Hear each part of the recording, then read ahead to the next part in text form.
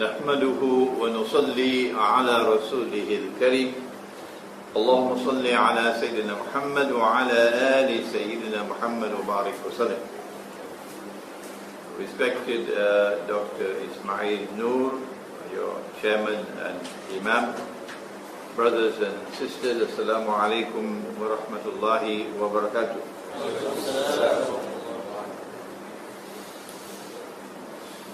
The Isra and the Mi'raj and its implications for the samawat. It's a very exciting topic, and it is a topic whose importance will continuously increase, not decrease, as we enter into the last phase of the life of Dajjal. What is the Isra and Mi'raj? Nabi Muhammad sallallahu ta'ala alayhi wa sallam first struggled all through the years in Makkah in a hostile environment, never yielding and never compromising, holding firmly to the truth, regardless of the price that he had to pay. When he had been tested, and when the world had become dark for him, 10 long years of struggle, and now Allah takes away his beloved wife, Khadija radiallahu ta'ala anha. And Allah takes away his uncle Abu Talib, the head of the Banu Hashim, who had offered the protection of the tribe to him. And he's without security. And he leaves Makkah and he goes to Taif in search of security. And Taif pelted him with stones and there's blood flowing from his body. But he does not give up. No. And we also must not give up. No. He returns to Makkah. He cannot enter his own city. Why? That's the price of holding on to the truth. If we have never paid a price, perhaps we are not holding on to the truth. Perhaps we only part-time and not full-time. And that's why we've not had to pay any price. He stands outside his own city. He cannot enter because of no security. One of the mushrikun, the idol worshippers, he comes with his sons and he offers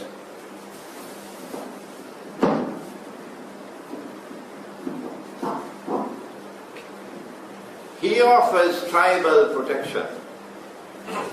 And now the Prophet ﷺ can enter his city.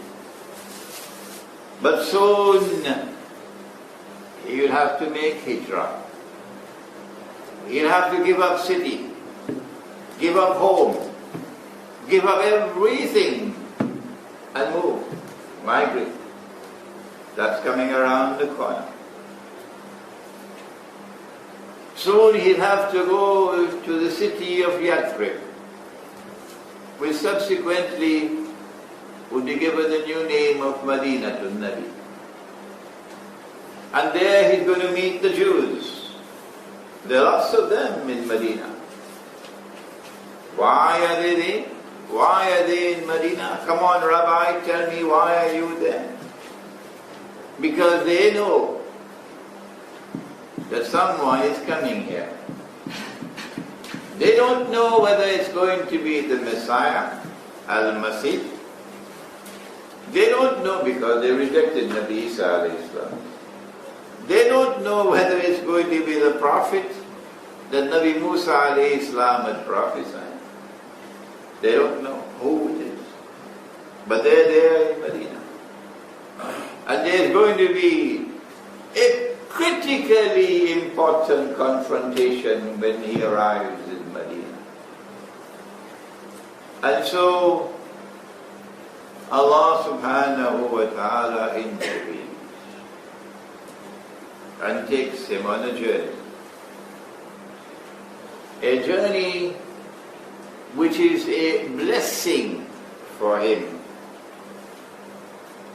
The fruit of all those years of struggle. The fruit of having stood up with a backbone made of steel, never yielding, never compromising, regardless of how hostile the environment was. Is this not the Sunnah? Where has the Sunnah fled today? Today you stand like that and your own friends will leave you. Today you stand like that and they say you are a terrorist. It's a lonely thing to be a Muslim in the world today. It's a lonely thing to follow the Sunnah of Muhammad alayhi salatu wasalam. Not only did Allah bless him with Isra and Miraj, in consequence of that struggle which he had engaged in, but in preparation for what is to come when he travels on the Hijrah, and in preparation for what is to come when Allah takes him away from this world, and this ummah will have to face الزمان. That's why he was taken on this journey. So that today here in Siddhyavansa, that journey into the Samawat will come back to us, to guide us, to guide us, as we face the world in which we now live, for الزمان. It is not an easy topic. Now, if we are to go more, to do more than simply the periphery of narrating a story, anybody could do that. It is a challenging topic, requiring intellectual and spiritual struggle to penetrate it. If we are to derive what is so significant in this event. Nabi Muhammad alayhi salatu wasalam is asleep. And the angel Jibreel alayhi salam comes and wakes him up and asks him to mount on a heavenly animal, Buraq. And the animal takes him on a journey into the Samawat and back to the material universe, into the Samawat and back into the material universe, while he is traveling from Makkah to Jerusalem. Is this happening by accident? That Buraq comes down,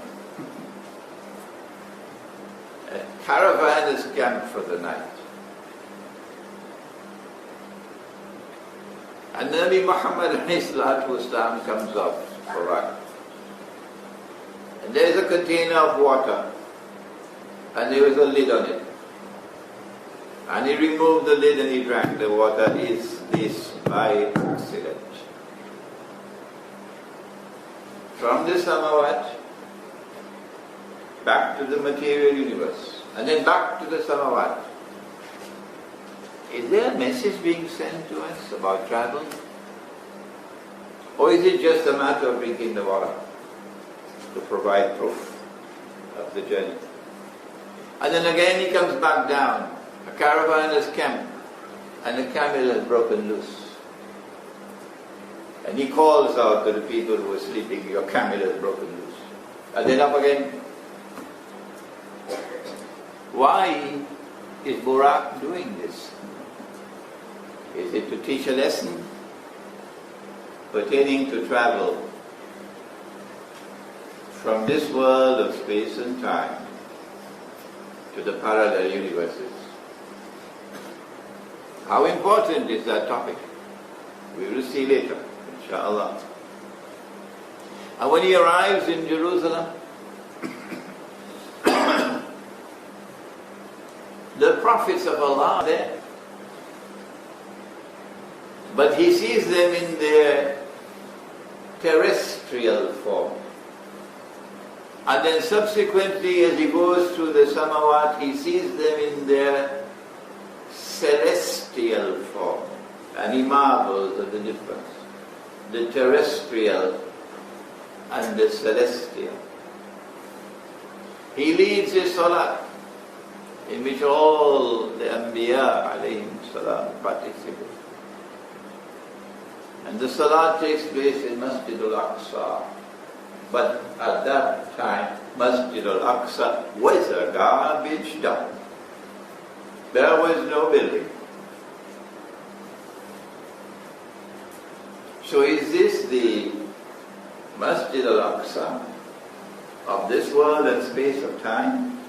Or is it the Masjid al-Aqsa in another world of space and time? And then Jibreel alayhi salam offers him 2 cups.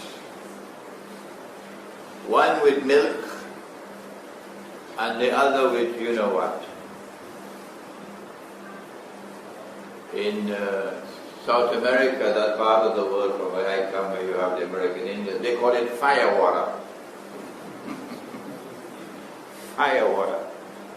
Wine. Is this by accident? Or is a profound message being sent for Akhirul Zaman? Do we need to put our antennas up and minutely examine every single event that occurs on this event, this journey?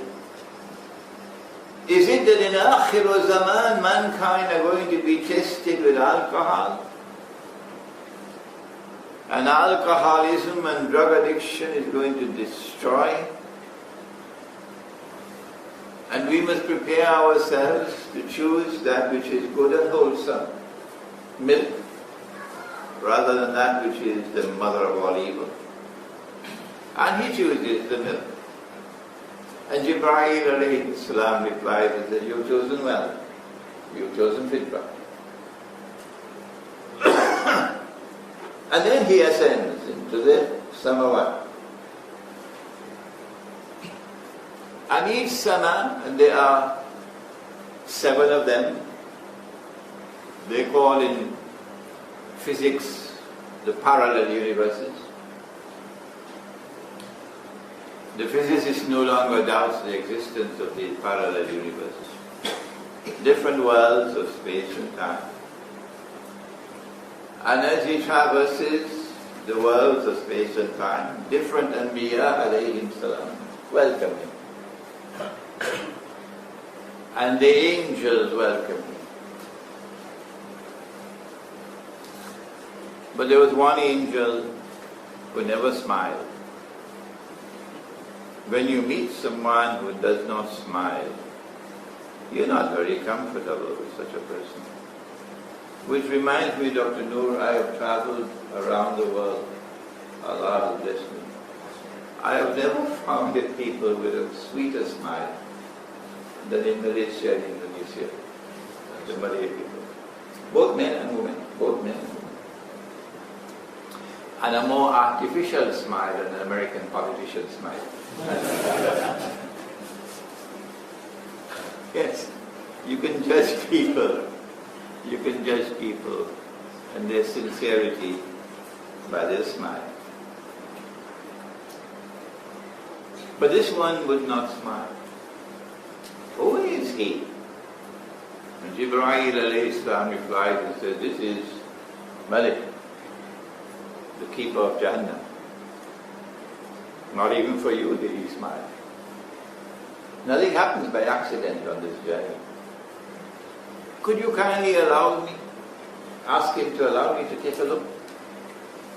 Jibreel alayhi salam doesn't have to ask him politely, Malik, would you be so kind as to allow me?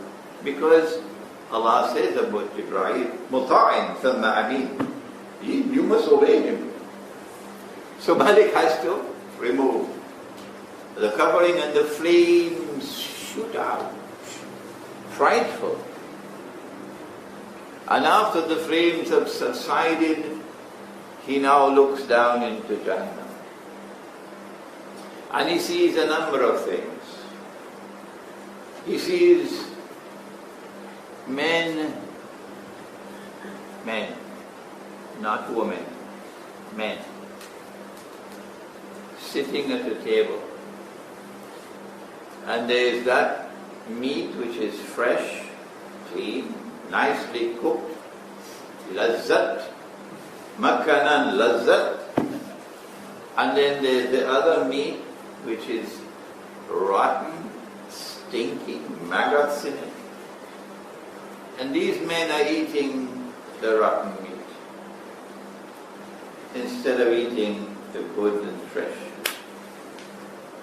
Is there a message? Who are these men? Is there a message for us in الزمان? These are the men who left the wives that Allah had made halal for them to commit zina. Zina is the destruction. No, you cannot survive الزمان without Nur. Nur is not sold in the stock market. You can't get Nur in the supermarket. Nur comes only from Allah. And without Nur, you're just like cattle. And if you walk down the road of zina, you will live in darkness without any Nur. That's the message of Isra and Miraj. And tonight, we have to repeat that message to our young ones. For the danger for them is awesome, awesome, awesome. Young men, young lions, their hormones are raging. And this is that age in which women will be dressed and yet naked. And so the invitation for zina, the door is open.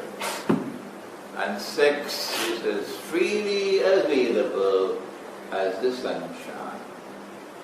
Just leave the Muslim village and go into that Western civilization and you'll see how they live.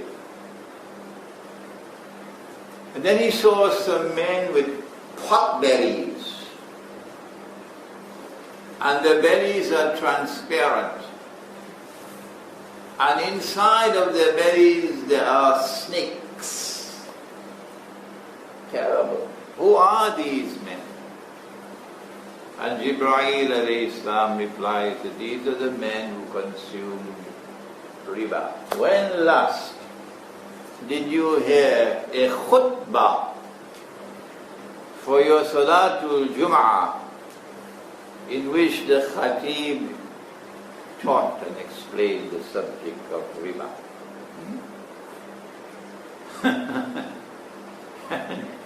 This is the last revelation to come down from Allah in the Quran, the very last. And in that revelation Allah declared war. If you persist with riba, فَأَذَنُوا بِحَرْبٍ مِّنَ اللَّهِ وَرَسُولِهِ. Take notice of a declaration of war from Allah and His Messenger, but who cares? Who cares today? And when we come to teach the subject of riba in the banking system, the subject of riba in the monetary system, if you noticed when I stood up for salat, I took this out. I did not perform my salat with this in my pocket. Why? Listen, your brother Imran Hussein has done his homework.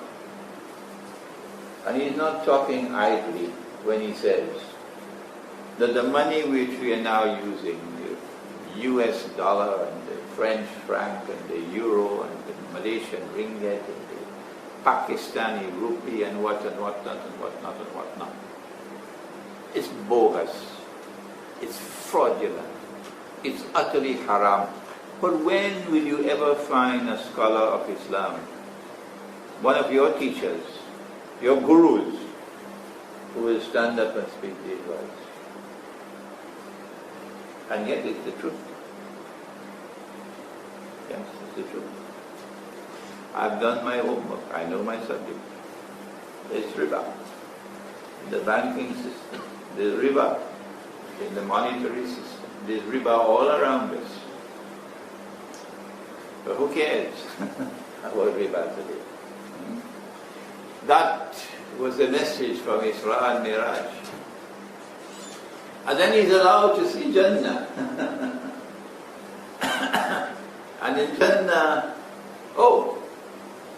in Jahannam we found majority were women.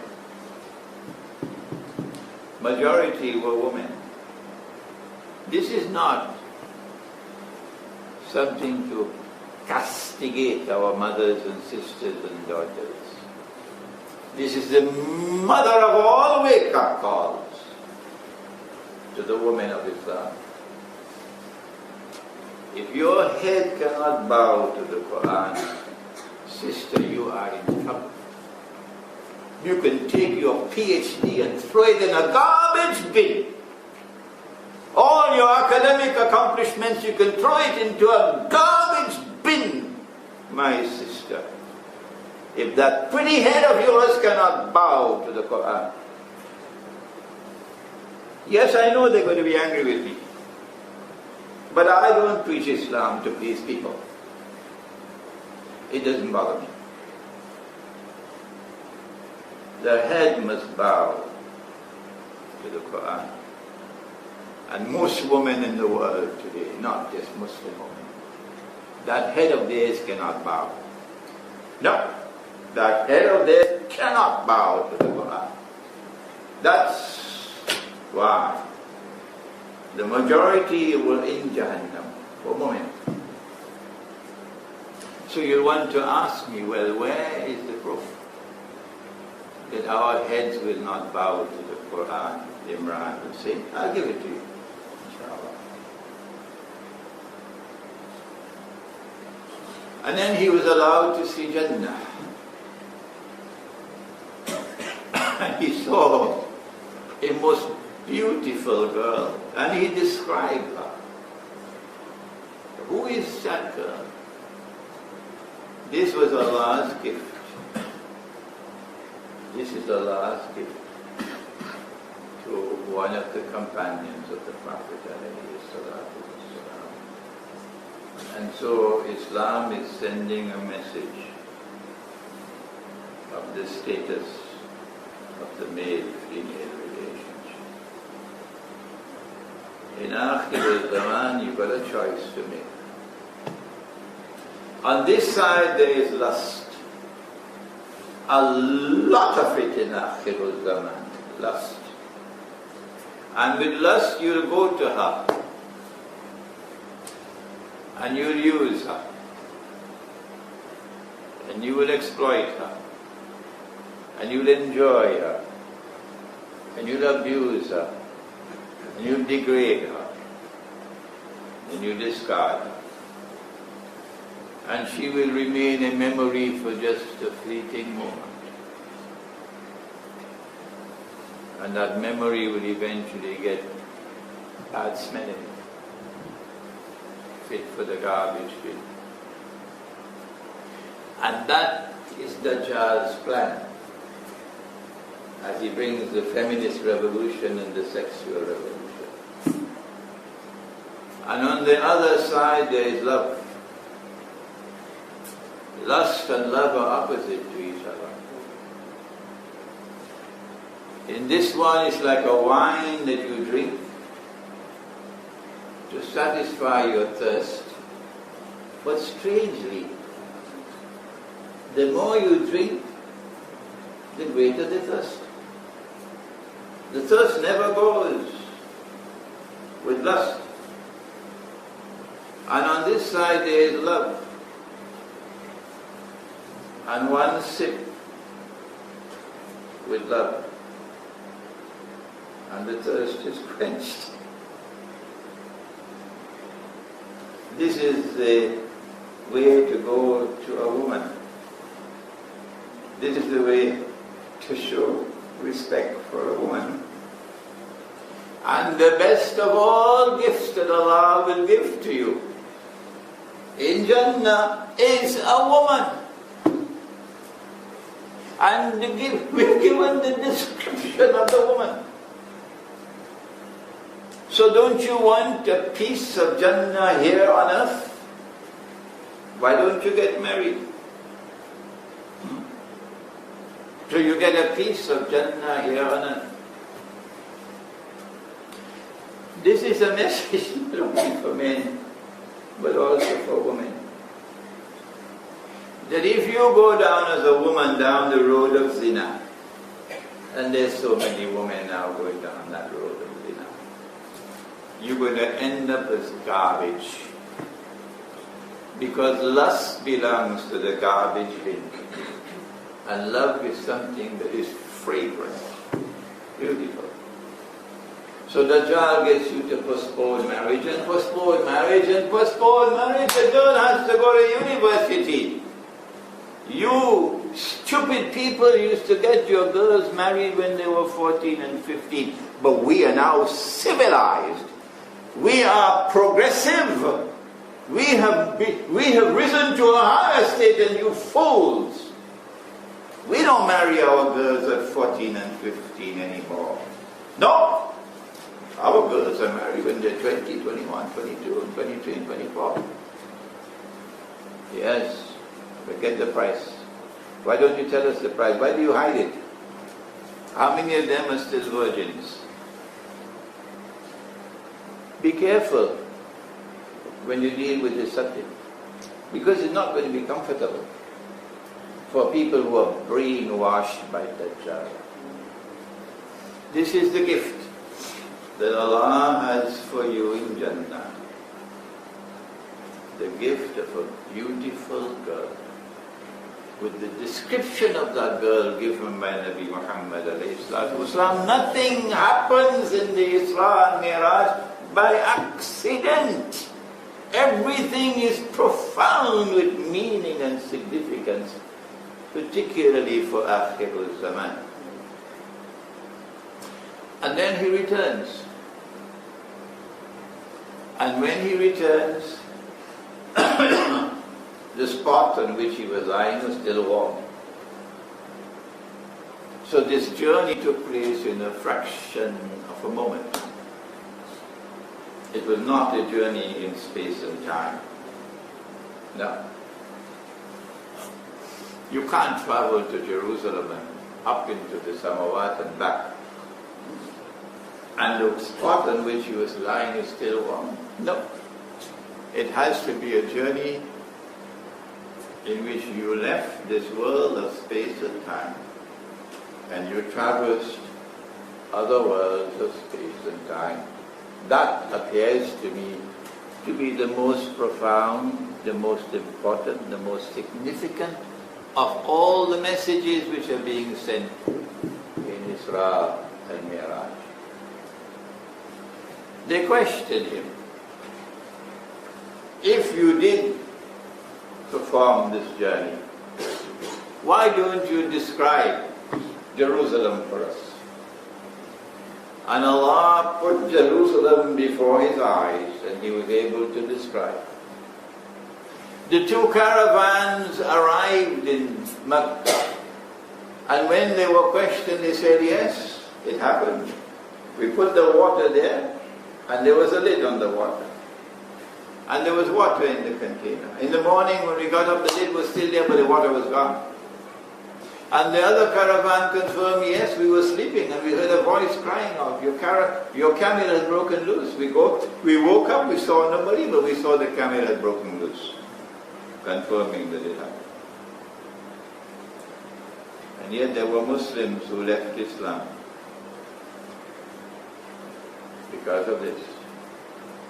As today there are Muslims who would leave Islam because of what we say is in the Quran and in the Sunnah, because they don't like it. It is unpalatable for the new, sophisticated, educated intellect and personality. They want an Islam that would allow them to live comfortably with the modern world. That's not going to happen tonight.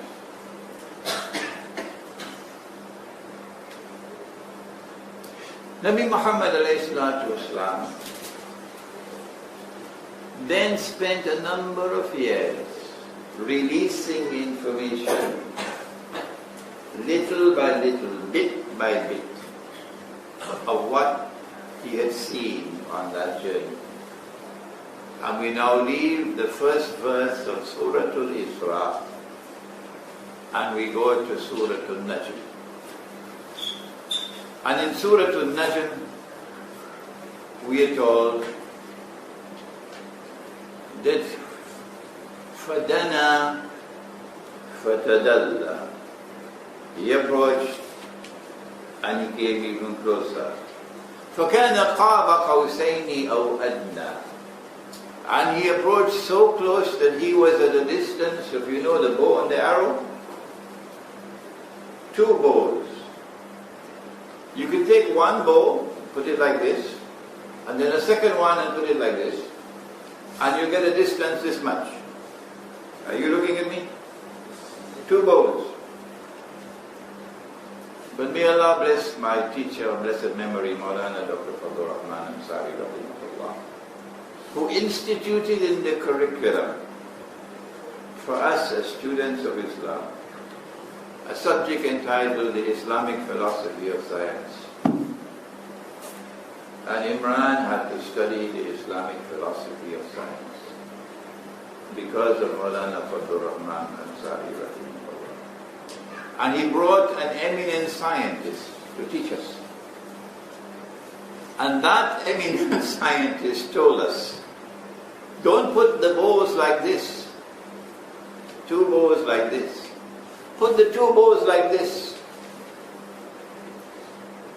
If you put the 2 bows like this, they will touch at a point. A point by definition has no length, no breadth, no thickness. It's non-spatial. And so, فَكَانَ قَابَ قَوْسَيْنِ أَوْ أَدْنَى means that the approach which is now taking place is outside of the framework of space and of time. That's the 2 bows. فَأَوْحَى إِلَىٰ عَبْدِهِ مَا أَوْحَى. And Allah now gave to His servant what He gave him as inspiration. مَا كَذَبَ الْفُؤَادِ مَا رَأَى. He's seeing a lot of things that Allah is showing him. But he's not seeing with these eyes. مَا كَذَبَ الْفُؤَادِ. He's seeing with the heart. And so we have now epistemology. Their epistemology, the godless world, is that knowledge comes only from external observation and rational inquiry. That's the epistemology of your modern university around the world. But the epistemology of the Quran is different. That we don't see with one eye, we see with 2. we not only see with external observation and rational inquiry, but we also see with an internal eye that the heart can also see. They don't teach that in any university on the face of the earth. If a university were to teach that, they'll shut down the university. ما كذب الفؤاد ما رأى. His heart did not reject that which the heart saw. But the heart will only see if there is nur in the heart, and if you go down the road of zina, you will have no nur in your heart. So you will live in darkness. So be careful when that door to zina is open to you. Be careful. You must remember that when you go into that room, you're going to live in darkness. Go ahead. Oh.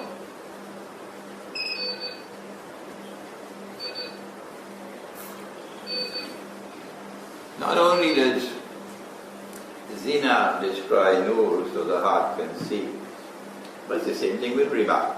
It's the same thing with riba. That's why we had the men and the meat, the good meat and the rotten meat. And that's why you had the men with the pot belly, with snakes in the belly. ما كذب الفؤاد ما رأى. And then the surah goes on to say that Nabi Muhammad ﷺ reached to the farthest point that he could go. Sidratul Muntaha, the farthest low tree. Beyond that, alayhi salam could not go. Only Muhammad alayhi salam could go. But Allah used that tree, the symbolism of that tree, to again provide more knowledge to the Prophet alayhi salam. He is looking at the tree, the sidra. ما زاغ البصر وما طغى. So not only is he seeing with the internal eye, but he is seeing with basar, spiritual insight, basar. And that basar of his with which he is traveling does not waver, does not become tired. But when Musa alayhi salam was on the mountain and said to Allah subhanahu wa ta'ala, Arini anzur ilayk, show me yourself, I want to see you. And Allah says, Lan tarani, you cannot see me, not with these eyes, Musa alayhi salam. But look to the rock. And then he directed his divine tajalli to the rock. And the rock exploded. And Musa alayhi salam fell down unconscious. But over here, he's gazing. Ma zaga al-basar. And his gaze does not waver at all. He doesn't fall down unconscious. لَقَدْ رَأَى مِنْ آيَاتِ رَبِّهِ الْكُبْرَى. He saw the greatest of the ayat of Allah.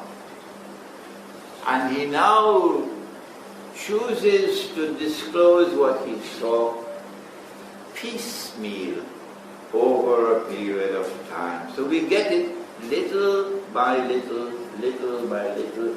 And you've got to be able to connect the dots when you read the seerah.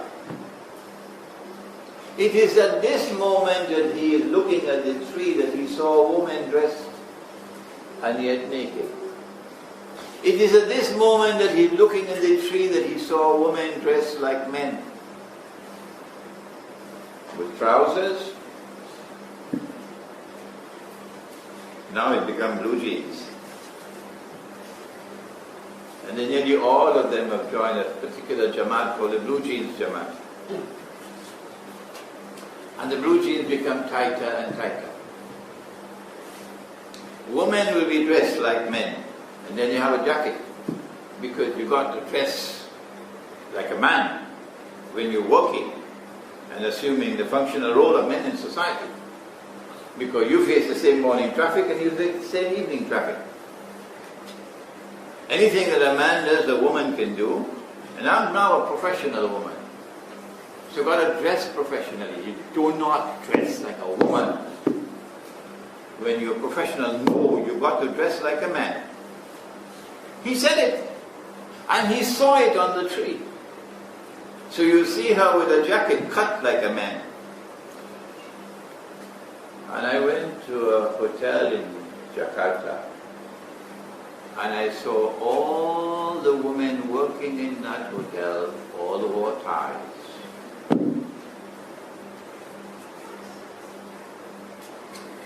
This he saw on the tree. And he saw men dressing like women. Why would a man dress like a woman? Answer: to attract another man, that's why.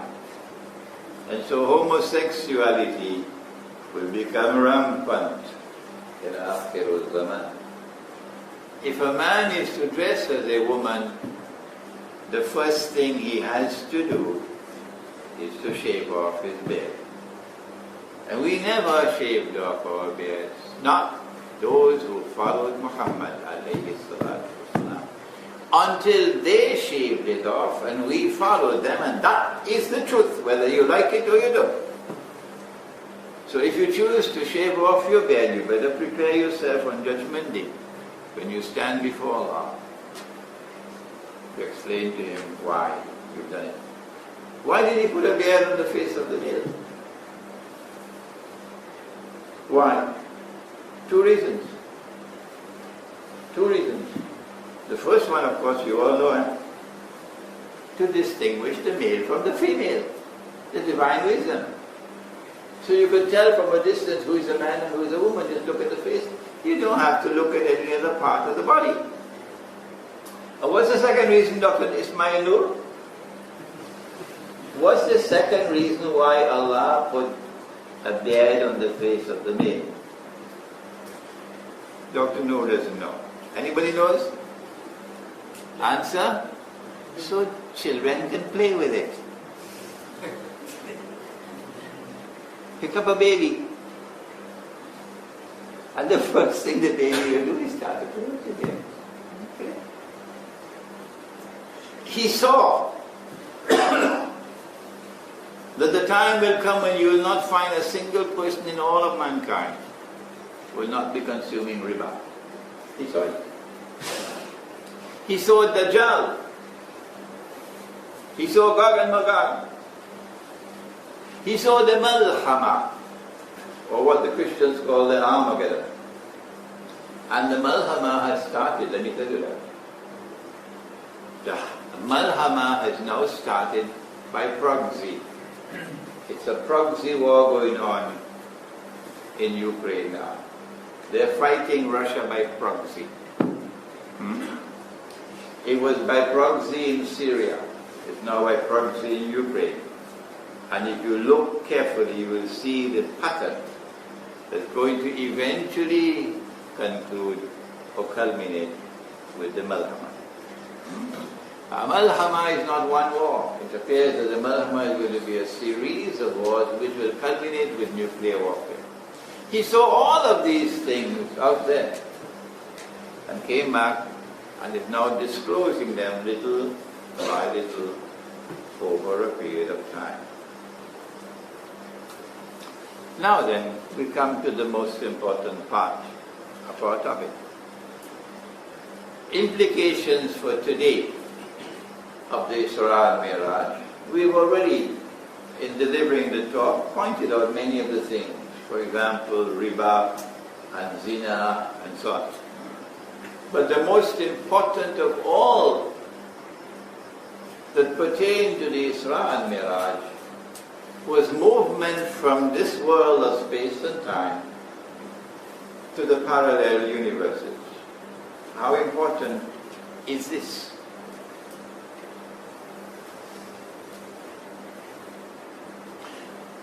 The greatest fitna that mankind will experience, from the time of Adam alayhi salam to the last day, will be the fitna of Dajjal.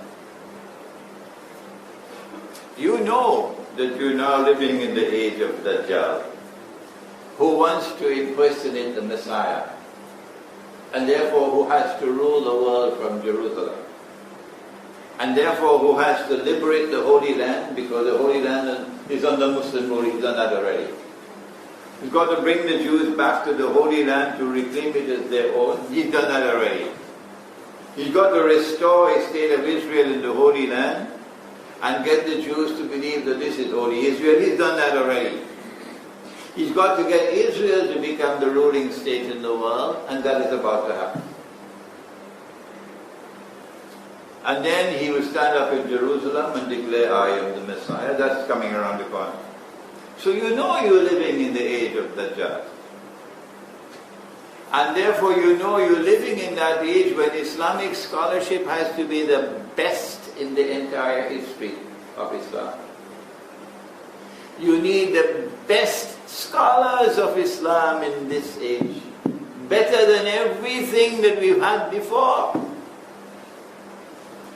The tragedy is we have the worst today. We have the worst today, the worst today. That's our tragedy. The Prophet ﷺ said, recite the first 10 ayat of Surah Al-Kahf, protection of the fitna of Dajjal. The first 10 ayat of Surah Al-Kahf take us to the story of the young men in the cave. So there is in the young men in the cave important information linked with Dajjal. What is it? They slept in the cave for 300 years, was it? And some say 309, lunar and solar. And then Allah woke them up to see which of them could best calculate how long had they been in the cave. So one of them said to the others, we've been here for a day, or a part of a day. Okay?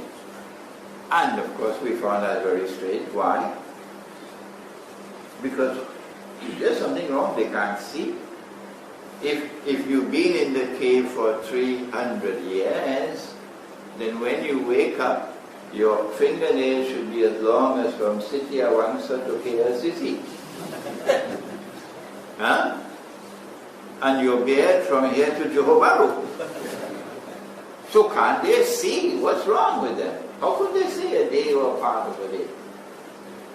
You went to sleep at age 20 and you wake up at age 320. You're not going to look the same. But they said a day or a part of a day. Indicating, listen carefully, indicating that the stay in the cave of 300 years was not spent in biological time. I don't think anyone can dispute that statement. We're not dealing with biological time. They could have stayed in the cave for 1,000 years. They would still be the same age as when they went to sleep. Wherever they were during that time, that's a world in which women don't need cosmetics. They remain forever young. Forever young.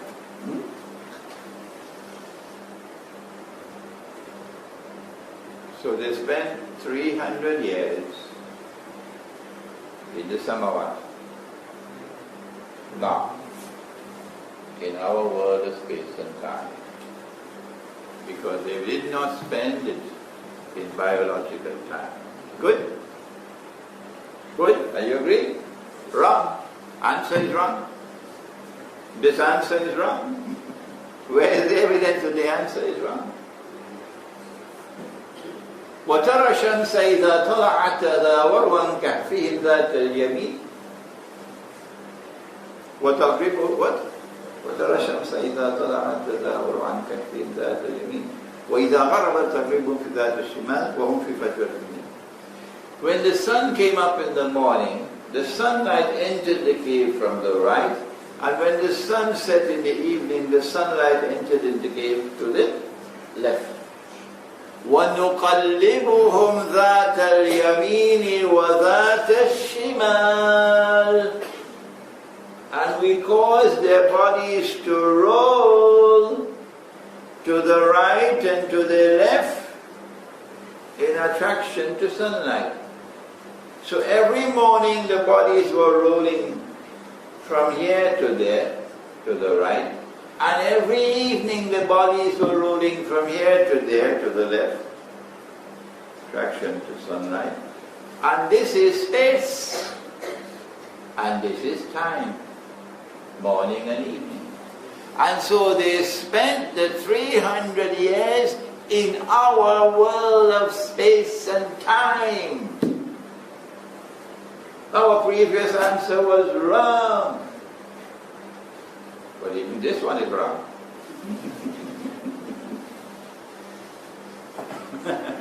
Well then, how do we solve this riddle? This is why Allah sent the Isra and Miraj. He went up, came down, drank the water. Or have you forgotten? Went up, came down, your camel is loose. Okay? Up and down is not happening by accident. It is meant to trigger our capacity for profound thought. Because you're going to need it now in Zaman.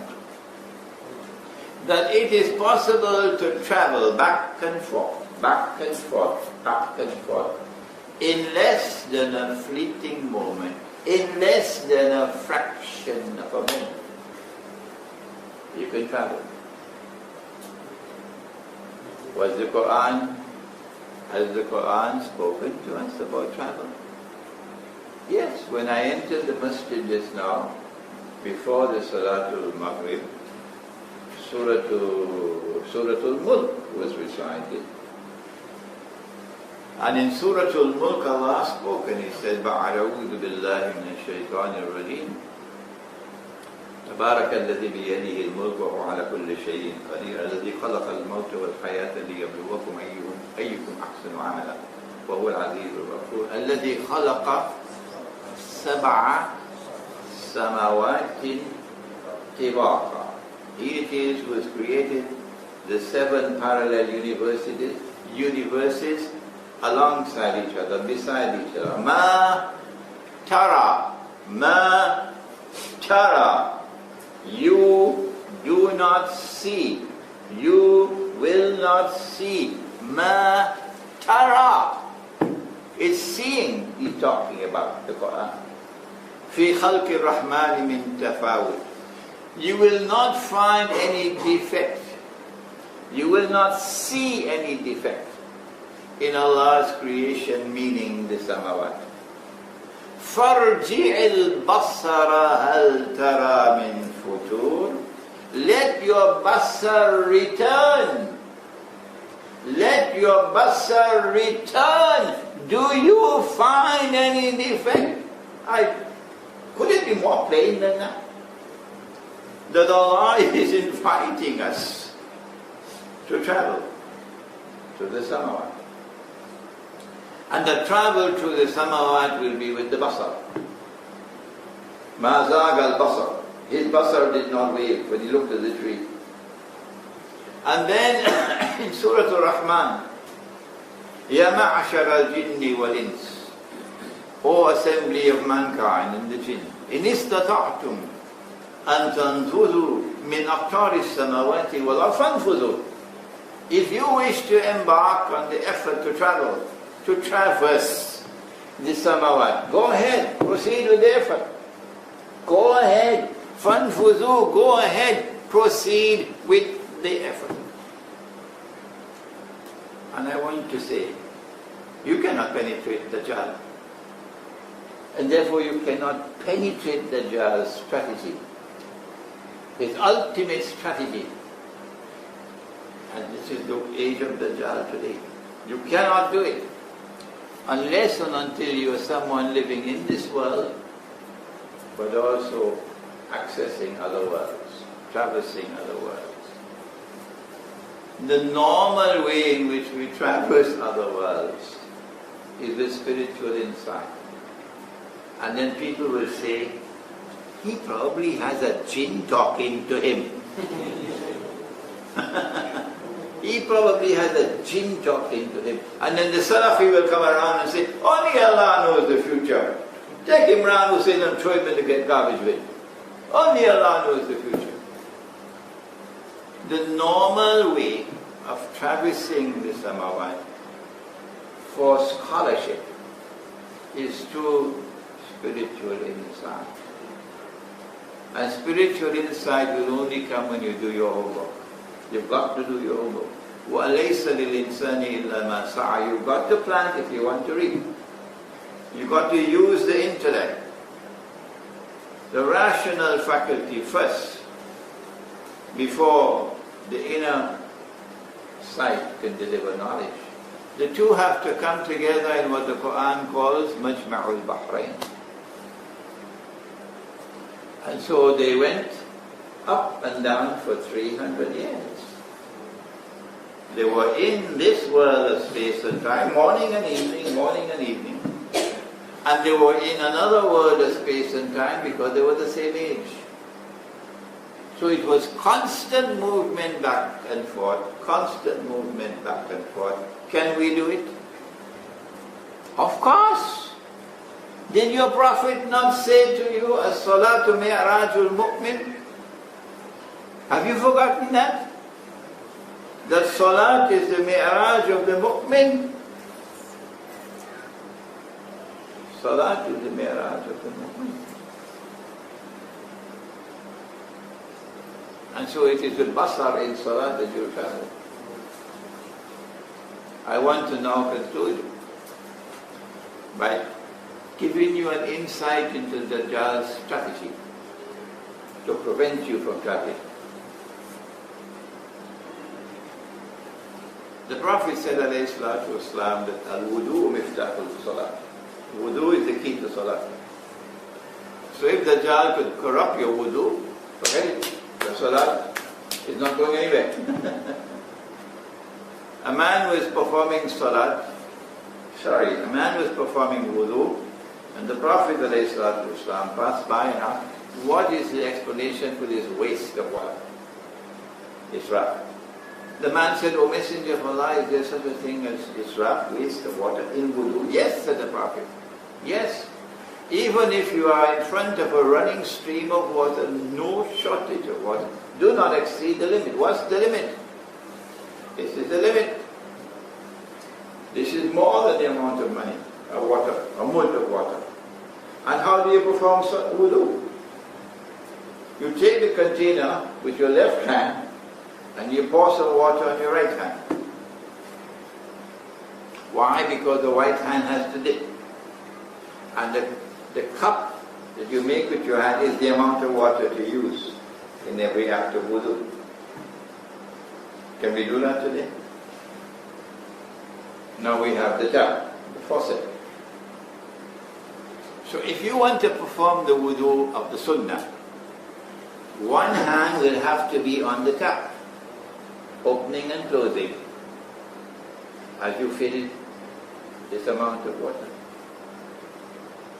I invite you to go and travel the whole world of Islam. Go and travel the whole world of Islam if you want. But carry a handkerchief with you when you go, so you can wipe your tears.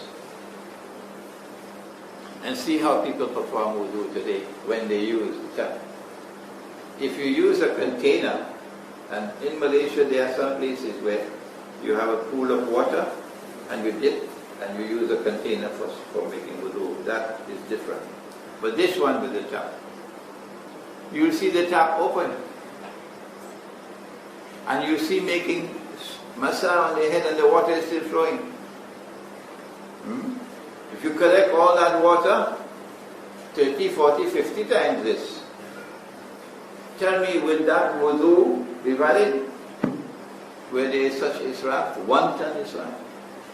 Dajjal and Gog and Magog are destroying your wudu, as a consequence of which your salat is going anywhere. If you perform your salat and you have haram in your pocket, bogus, fraudulent and haram, is your salat going to go anywhere? You don't have to take my word for it, you can check it out yourself. Paper money and the electronic money that's coming to follow it, Israel is going to become the world's first cashless country. Yeah. It's complete Dajjal. You go and vote in elections in the modern state. You have not studied the subject, but you already have an opinion. Oh, if we don't go and vote, they're going to get power in this country. We have to go and vote, shit. Okay, go ahead and vote. When you're in Jahannam, don't call me on the phone. The modern state came into being after Dajjal had created modern Western civilization and gave it a scientific and technological revolution that gave it military power, which could not be matched by any power in the world.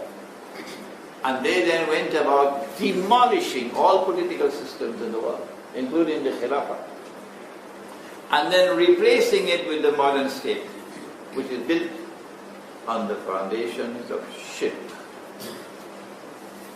Notice that's the pronunciation of the word, so pronounce it correctly. I'm talking to the Malay people. Listen to me. The pronunciation of the word is shirk, which is one syllable. Don't make it two. So you go and you vote the election then, and you believe your salat is going to get you somewhere? No. You go borrow money from the bank on interest because you're running a business or so. The curse of the Prophet is upon you. How your salat will take you anywhere? But the last one I want to talk about before I end is that Nabi Muhammad ﷺ had many wives. Are you ashamed of that? Is there anyone who is ashamed? Do you think it was an accident that he had many wives? Nabi Dawood ﷺ had many wives. Nabi Sulaiman ﷺ had many wives. Nabi Ibrahim ﷺ had many wives. All the prophets of Allah. And when Nabi Isa ﷺ returns, almost certain he will have many wives. But Dajjal came around and did the works of brainwashing. And the brainwashing is meant to get you to believe that good men, men who are models of society, are men who have only one wife. And so no woman in the world wants her husband to take a second wife. They would prefer to break up the marriage. I want to divorce, but I will not tolerate a second wife. Well, I have news for you. That the Quran is true. And in the Quran, Allah has permitted plural marriages. Dajjal doesn't like that. Because Dajjal wants to take the men of this ummah and transform them into boys. People who are wearing long trousers to wear short pants. The Quran not only permits plural marriage,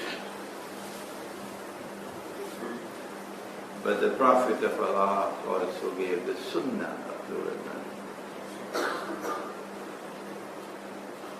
And that profound scholar of Islam, some people are going to be annoyed when I mention his name, but you don't have to listen to me. There are many other sheikhs out there. You can listen to them if you don't like I mentioning his name. He's known as Sheikh al-Akbar, Sheikh Muhyiddin ibn Arabi. And if I mention his name and you don't like that, you can go and listen to somebody else. Leave him around to say hello. I'm not going to be programmed but to your taste. Sheikh al-Akbar Muhyiddin ibn Arabi was a great scholar. A great scholar. And he spoke about women. And he pointed out that of all the ayat of Allah, and an ayah is a symbol. through which you can approach Allah. Of all the ayat of Allah, the ayah which is closest of all to a man is woman. She is his door to heaven. She is his door to heaven. This is Muhyiddin Ibn Arabi. And so there was wisdom, divine wisdom, when Allah permitted plural marriages. He not only permitted plural marriages, more than that.